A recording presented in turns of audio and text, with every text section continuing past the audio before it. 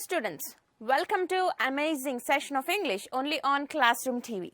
So students, in today's class we would be dealing with Unit 1 of your textbook, and under Unit 1 you have 3 readings actually.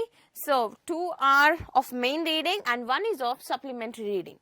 So as a main reading you have 3 questions. This is a lesson, and coming to the poem you have the squirrel poem as a part of Unit 1, and as a part of supplementary reading you have the tiny teacher. So these are the 3 readings. As of Unit 1 we are going to deal in 1 or 2 sessions. So students, in today's session or today's class we would be dealing particularly with the first reading, that is 3 questions. Since so that you should not get confused, I used this thing A, B and C so that it will be very easy for you to understand. So this is the first reading of Unit 1, B, the squirrel, and C, that is a supplementary reading, the tiny teacher. So in today's class we would be dealing only Unit 1's A reading, that is 3 questions. So children, you may wonder what are these 3 questions, but before directly going into the lesson, I would like to ask you a question. Do you ask questions frequently? Regarding anything, maybe to your teacher or your family members or your parents or your brother, to your sister, to whomever it may be. So do you ask questions? Yes, you may have many questions, right? If you see something new, okay, we ask questions which are related to it. Right? Here, this story is all about a king's 3 questions. King's 3 questions. So, let's begin this wonderful lesson. First, we'll go with the reading part and then we'll move on with the explanation part. So, let's get started. 3 questions. A king has 3 questions and he is seeking answers to them. What are the questions? Does the king get what he wants? So now, as we know, as the title says, 3 questions, as I told you, a king has 3 questions and he's seeking answers to them. So as you can see here, he's a king and he's ruling his kingdom very nicely, but he has got 3 questions. Like he's seeking answers to those 3 questions. And let's see what are those questions in this lesson, and does the king get what he wants? So this lesson is all about these 3 questions, and did the king get answers to his questions? The thought came to a certain king that he would never fail if he knew 3 things. These 3 things were: what is the right time to begin something? Which people should he listen to? What is the most important thing for him to do? So here he got a thought. So we usually get different types of thoughts, right? If you are doing something continuously, as you get bored, you will get a new idea or a new thought to start something, and you will be thinking on it and working on it, right? So even king, he got a thought, and then what is that thought? That he would never fail if he knew 3 things. He understood, or he thought about something, that if I know these 3 things, I would never fail. So then he started to seek answers to those 3 questions or the 3 things. So as we can see here, 3 questions are mentioned over here. What are they? What is the right time to begin something? What's the right time to begin something? Which people should he listen to? So which people should I listen to? That's the question he has got. And third one, what's the most important thing for him to do? What's the most important thing that he needs to do? The king therefore sent messengers throughout his kingdom, promising a large sum of money to anyone who would answer these 3 questions. Many wise men came to the king, but they all answered his questions differently. Now, coming to the point, since he had these 3 questions, he needed answers to them. right? If you have questions or if you have doubts, you actually seek for the answers, right, children? So here, king is also working in the same way. So he's trying to find the answers. So as a part of it, what did he do? He sent messengers throughout his kingdom. He sent messengers, his messengers throughout his kingdom, promising a large sum of money to anyone who would answer these 3 questions. So now the messengers went to the kingdom, before the people, before the crowd, and they started shouting, "Here is the announcement of the king." So that's how they shout, right? Yes. And then they shared about the 3 questions, and they said, "The king has promised a large sum of money to anyone who would answer these 3 questions." And then many people from different places, they came to king to answer his 3 questions. Many wise men came to the king, but they all answered his questions differently. But each one of them answered to his questions in a different way. Each one is different, right, children? So if you're, suppose if you see in your class, there might be 30 students or 50 students. Yes? Like each student's thinking ability or thinking capacity is different. When I ask a question, the answer which one student gives is different compared to the others, right? Even here, the wise men who came to the king from across the kingdom, they gave different answers to those questions. In reply to the first question, some said, "The king must prepare a timetable and then follow it strictly. Only in this way," they said, "could he do everything at its proper time." Others said that it was impossible to decide in advance the right time for doing something. So now, as we can see, in reply to his first question, so he wanted to know the right time to do something. That was the first question, right? So as an answer to that, some said that king must prepare a timetable. So some suggested king. So king, Your Highness, you need to prepare a timetable accordingly. And then if you work according to that timetable, everything will move smoothly in time. Some said in this way, but others said that it was impossible to decide in advance. Others said that, no, how is it possible? It's impossible to decide earlier or in advance the right time for doing something. So you cannot say or you cannot decide this is the right time to do something. No. Suddenly something pops up. What do you do at that time? So they were giving their own reasons to king. The king should notice all that was going on, avoid foolish pleasures, and always do whatever seemed necessary at that time.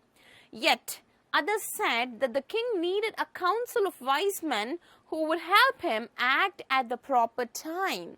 And coming to this point, so here the king should notice, and they continued saying that, okay, the king, if at all something pops up, the king should notice, okay, according to the necessary at that time, according to the necessity, yes, which should be done first, which the priority, okay. He needs to avoid foolish pleasures and always do whatever seemed perfect at that time. So that's how they said. And others said that the king needed a council of wise men. They said that, no, that is also okay, but the king needs the council of wise men who would help him in taking decisions and in doing things in proper time. So they suggested all these things to the king. This was because one man would find it impossible to decide correctly without help from others. The right time for every action, but the other said that there were some things which could be urgent. So everyone started saying, so they said that this was because one man would find it impossible. So they were saying it was impossible for one person to do everything. So if you can have a council of wise men, so it will be great that others help you to do work in a proper time. But the others said there were some things which could be urgent. Even others said that, okay, if you are preparing timetable and like if you have the council of wise men to do that, but what if something pops up urgent? These things could not wait for the decision of the council. In order to decide the right time for doing something, it is necessary to look into the future. And only magicians could do that. The king, therefore, would have to go to magicians. And now, they said that in order to know, okay, what to do at that particular time, the king should decide, right? Because something urgent would pop up and king needs to take the decision. Yeah, he needs to take the final decision. He needs to do something or other. Yes, and then he needs to act in hurry or haste, in haste. Okay, then, so it will be trouble for the king. So it is necessary to look into the future. Some suggested that, so it's necessary or it's better to look into the future. And they said that only magicians can look into future. So what should king do now? The king should consult magicians. That's what they were saying. How funny, right? In their answers to the second question, some said that the people most necessary to the king were his counselors. Others said the priests. A few others chose the doctors. And yet, others said that his soldiers were the most necessary. So now, coming to the answers of their questions, okay, to the second question. Some said that the people most necessary to the king were the counselors. The people most necessary to the king were counselors. And others said they were doctors. And some others said they were soldiers. And some said they were priests. So, king should keep them near. So, they are the most necessary people to the king. They suggested in different ways. And to the third question, some said science. Others chose fighting. And yet others religious worship. As the answers to his questions were so different, the king was not satisfied and gave no reward. Instead, he decided to seek the advice of a certain hermit who was widely known for his wisdom. So, children, he was really confused, and to the answer, like he was confused with the first and second question itself. And what about the third question? And some said, okay, we need to take the help of science, and while others said, okay, only with war we can conquer, and some said it is about religious worship. And the king got really confused. He was really confused by hearing the answers, okay, of the people, of the wise men. And then since he was not satisfied, if you're not satisfied, you won't do that, right? So since he was not satisfied, he didn't give any reward to anyone. Instead of that, he decided to go to a hermit. Who is a hermit now? Hermit is a person who spends a solitary life, a solitary life as a practice or as a religious practice, we can say. a person who spends a solitary life as a religious practice. He is called as hermit. So now king wanted to meet hermit and seek his advice, who was widely known for his wisdom. And that hermit was really known for his wisdom, right? And he needs to go to him, right? Yeah. Now, where did this hermit live? The hermit lived in a wood, which he never left. He saw no one but simple people. And so the king put on ordinary clothes. Before he reached the hermit's hut, the king left his horse with his bodyguard and went on alone. So now, the hermit lived in a wood which he never left, in a wood, near to the forest. Okay, in a wood means near to the forest. And he saw no one but simple people. So here, he saw no one but very simple people. And so the king put on ordinary clothes. Before he reached the hermit's hut, the king left his horse with his bodyguard and went on alone. So this hermit, he only meets very simple people. Okay, then as king decided to go there, like he took his horse and started riding on it. Okay, since he lived in a forest, he took his bodyguard also with him. But, okay, what happened before he reached the hermit's hut? The king left the horse with his bodyguard. In some distance, he left the horse and his bodyguard over there, and then he went alone to the hermit. As the king came near the hermit's hut, he saw the hermit digging the ground in front of his hut. He greeted the king and continued digging. The hermit was old and weak, and as he worked, he breathed heavily. So now, as the king came near the hermit's hut, as he came near to the hermit's hut, he saw hermit digging the ground in front of his hut. So as the king saw hermit, he was working on the ground. Actually, he was digging the soil, digging the mud in front of his house or in front of his hut. He greeted the king. What happens in olden days? People really give respect or reverence to rulers or kings, right? So in a way of respect, he greeted the king. Maybe he bowed down like this, yeah? And he greeted, and then he continued to work, continued in digging. And the hermit was old and weak. As he worked, he breathed heavily. Okay, he was very old. Hermit was very old and he was very weak.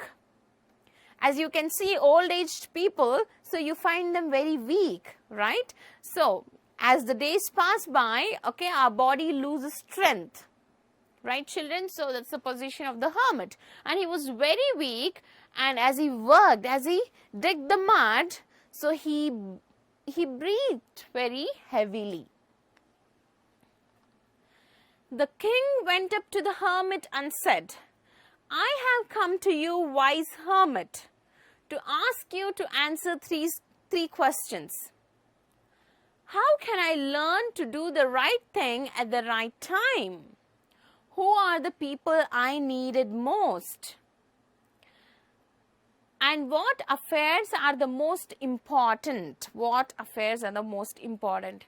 And he went to the hermit directly and then he asked, "Oh, wise hermit, I heard that you're very wise man, wise person. So I have 3 questions. I've come to seek the answers for those 3 questions. Please answer my questions." And then he started, "How can I do the right thing at the right time?" Yeah. And coming to the second question, who are the people I need most? And what affairs are the most important is the third question. So he wanted to find answers to these questions. He started asking hermit. The hermit listened to the king, but did not speak. He went on digging. "You're tired," said the king. Let me take the spade and work in your place. Thanks, said the hermit, giving the king his spade. Then he sat down on the ground. So now the hermit listened to the king. He listened to the king in a proper way. But what happened? He didn't speak anything. Right? And he went on digging. He was just doing his work. He continued to dig. You're tired, said the king. Let me take the spade and work in your place. Let me take the spade and work in your place. Thanks, said the hermit, giving the king his spade. Then he sat down on the ground. So as you can see here, children, this is the spade. Yes, as he is holding, right? Yeah. That is the spade. So with which we can dig mud, okay, like we can do work in a garden. Yeah. So actually he was working with his spade. And as king felt that he is really weak and he is working very hard, he just said that, let me work, let me take your spade and let me work in your place. And then hermit said, thank you. Thanks. And he handed the spade to him and he just sat down. When the king had dug 2 beds, he stopped and repeated his questions. The hermit gave no answer but stood up, stretching out his hand for the spade and said, now you rest and let me work. But the king did not give him the spade and continued to dig. 1 hour passed, then another. So now, king, okay, he dug 2 beds. He dug 2 beds, okay, and then he stopped and he repeated his questions. He again asked the hermit, and then the hermit, he was just silent. He didn't give any answer. But as he was sitting, as I said previously, he was sitting, right? Now he stood up and he stretched his hands and he stretched his hands to the king and he said, give me the spade, you rest for a while, I would like to work. But the king did not give him the spade and continued to dig. 1 hour passed, then another. As he was digging, 1 hour passed and then another. The sun went down behind the trees, and at last the king stuck the spade into the ground and said, I came to you, wise man, for the answer to my questions. If you can give me no answer, tell me, so and I will return home. Here comes someone running, said the hermit. Now, the sun went down behind the trees. That means it was soon evening, right? And then he stuck the spade to the ground. That means he put it all there. And then he said to the hermit, the king said to the hermit, you wise man, I came to you for searching the answers for those 3 questions. If you can give me the answer, just say. Otherwise, if you cannot, that also you can tell me that you cannot give me the answers, so that I can return to my home. And then in meanwhile, what happens? Hermit speaks something. Here comes someone running. He says that, oh, someone is coming running. And continuation of the second part of this. The king turned round and saw a bearded man running towards them. Then, king just turned around, and as he saw, there was a man who was running towards them with beard. His hands were pressed against his stomach, from which blood was flowing. When he reached the king, he fainted and fell to the ground. Okay, actually blood was coming out of his stomach and his hands were pressing and he was coming running. And he came near the king and he fell down to the ground. The king and the hermit removed the man's clothing and found a large wound in his stomach. So they removed all the clothes very carefully, and then as they saw, he had a very large wound in his stomach. Very bad incident, right? The king washed and covered it with his handkerchief, but the blood would not stop flowing. The king redressed the wound until at last the bleeding stopped. The man felt better and asked for something to drink. The king brought fresh water and gave it to him. By this time the sun had set and the air was cool. Now what happened? The king washed and covered it with his handkerchief. Okay, usually they have the handkerchiefs, right? But the blood would not stop flowing. As you can see here, the king is treating that person, but the blood was flowing. It was not stopping. And then he redressed it again. Again he redressed. Again he took it out and cleaned everything and redressed it. And then the flowing of the blood or the bleeding stopped. And the man felt little better and asked something to drink. And the king gave him some fresh water. By this time, the sun has already set and there was a cool breeze or the cool air. The king, with the hermit's help, carried the wounded man into the hut and laid him on the bed.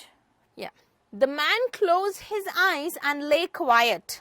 The king tried by his walk and the work he had done, lay down on the floor and slept throughout the night.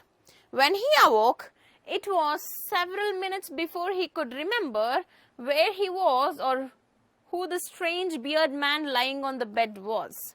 And now the king, with the hermit's help, carried the wounded man. They took him into the hut with the help of the hermit. And then the man closed his eyes and lay quiet. He closed his eyes and slept quietly. The king, tired by his walk and the work he had done, lay down on the floor and slept throughout the night.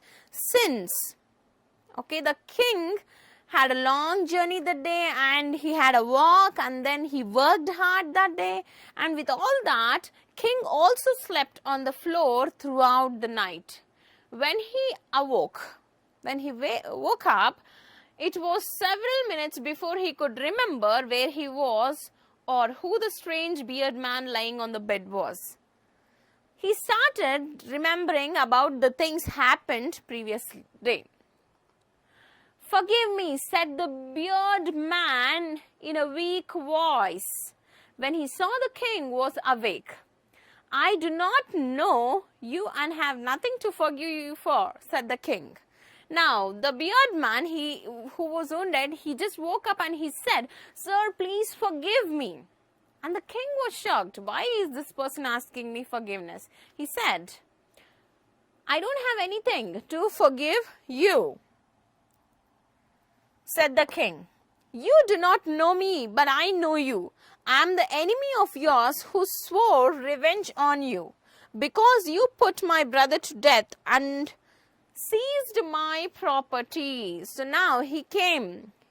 Why he has come there, he's giving the reasons. So he's saying, "King, maybe you don't know me, but I know you. I came here, for what? To take revenge on you because you put my brother to death and seized my property." He's saying that since you seized my property and you put my brother to death, I've come here to take revenge upon you. I am your enemy.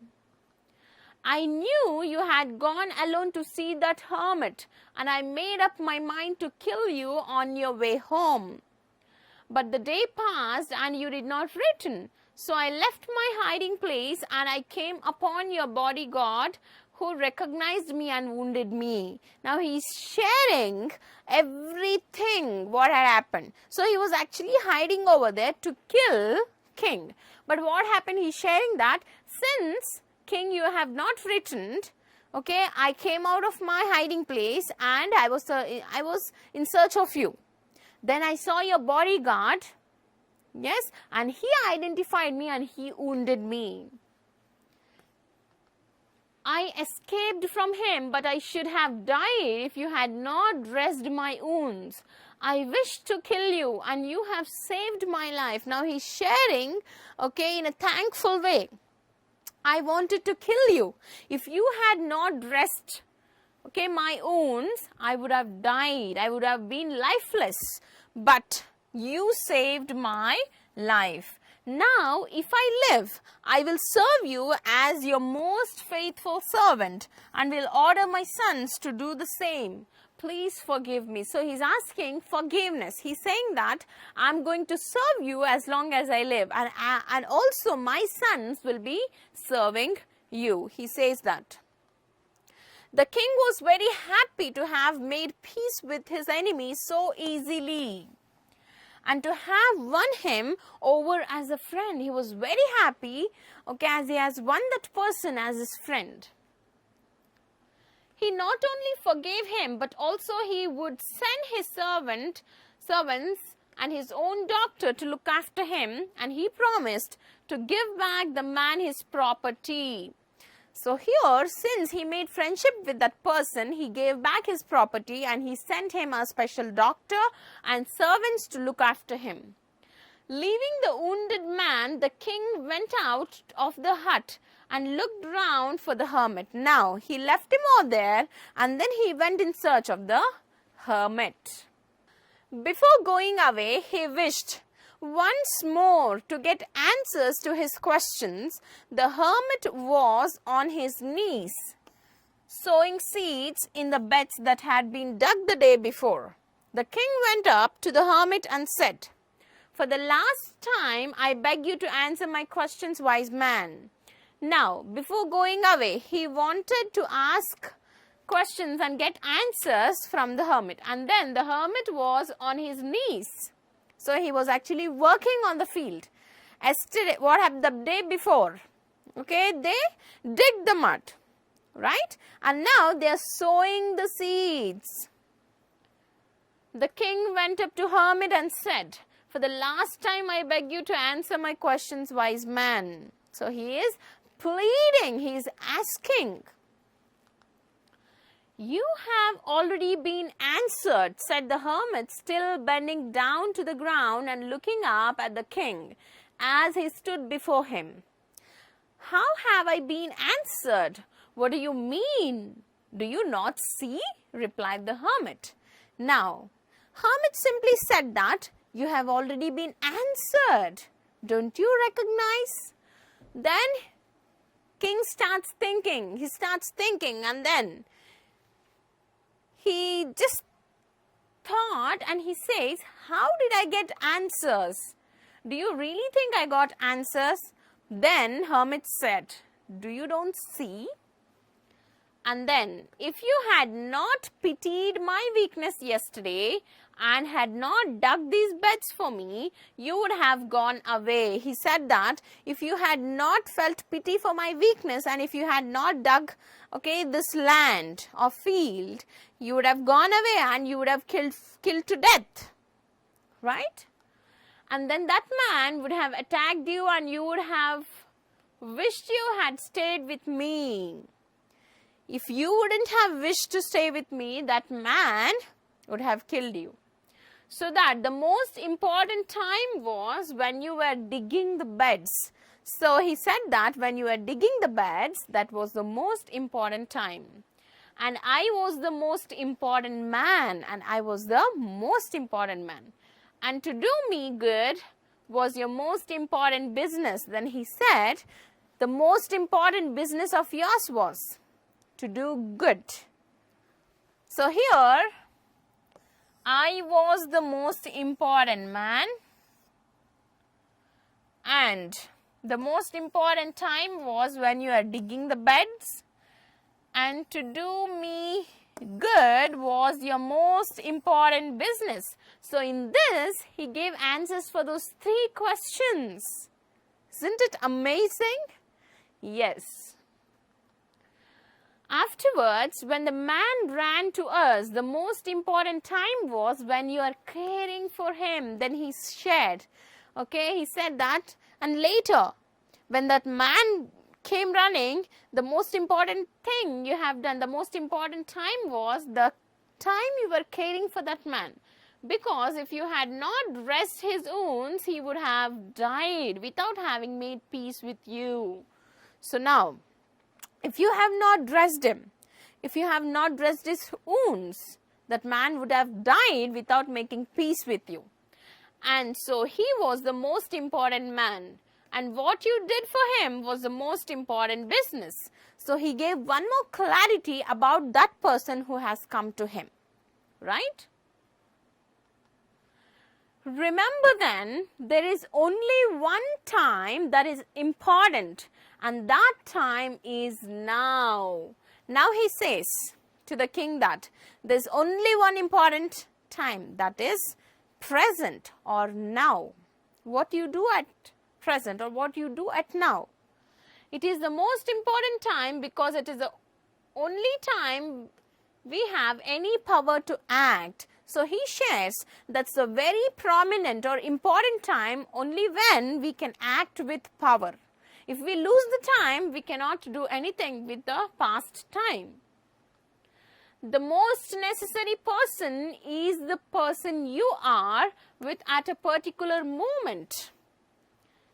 For no one knows what will happen in the future and whether we will meet anyone else. The most important business is to do that person good, because we were sent into this world for that purpose alone.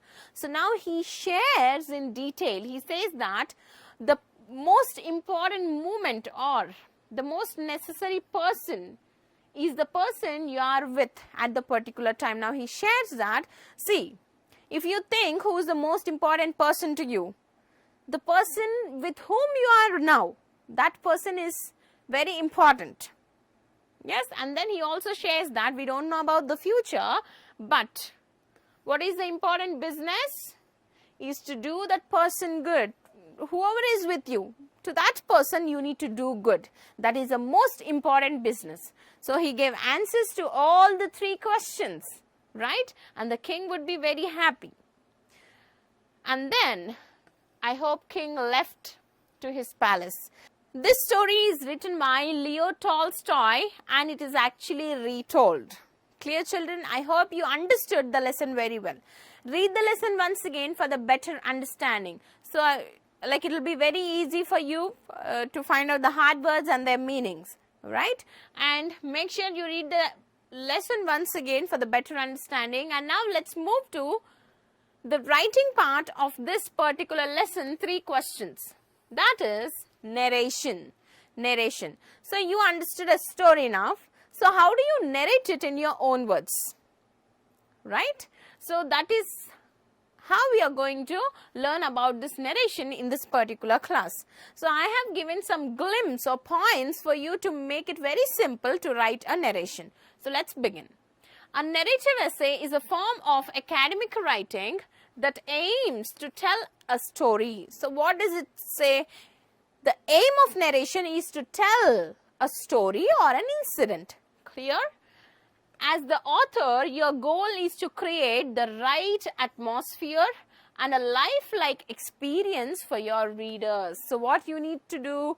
You need to create a right atmosphere and also a good experience to the readers.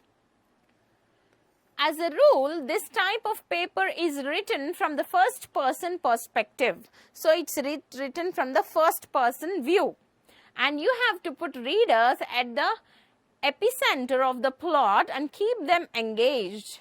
To do this and to ensure the right atmosphere, narrative writing uses plenty of vivid details, descriptive techniques, etc. So what you need to do? You need to understand the incident or the story first.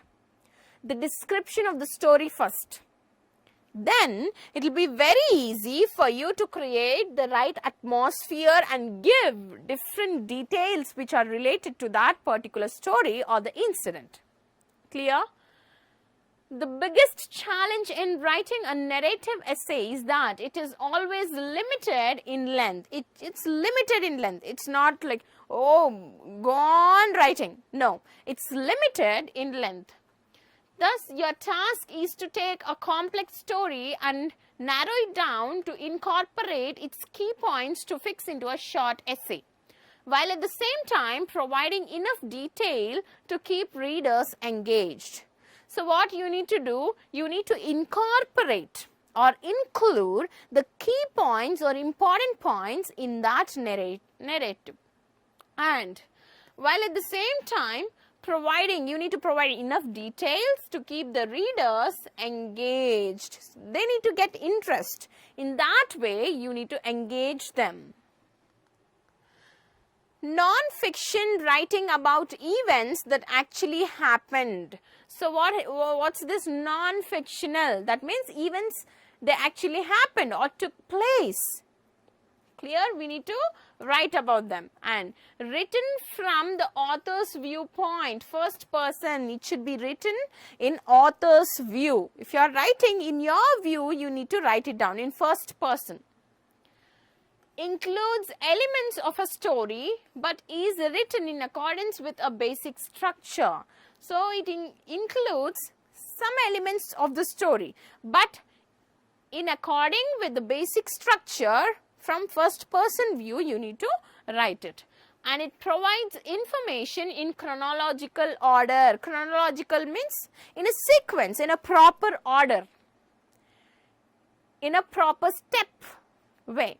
So that's how the information should be given.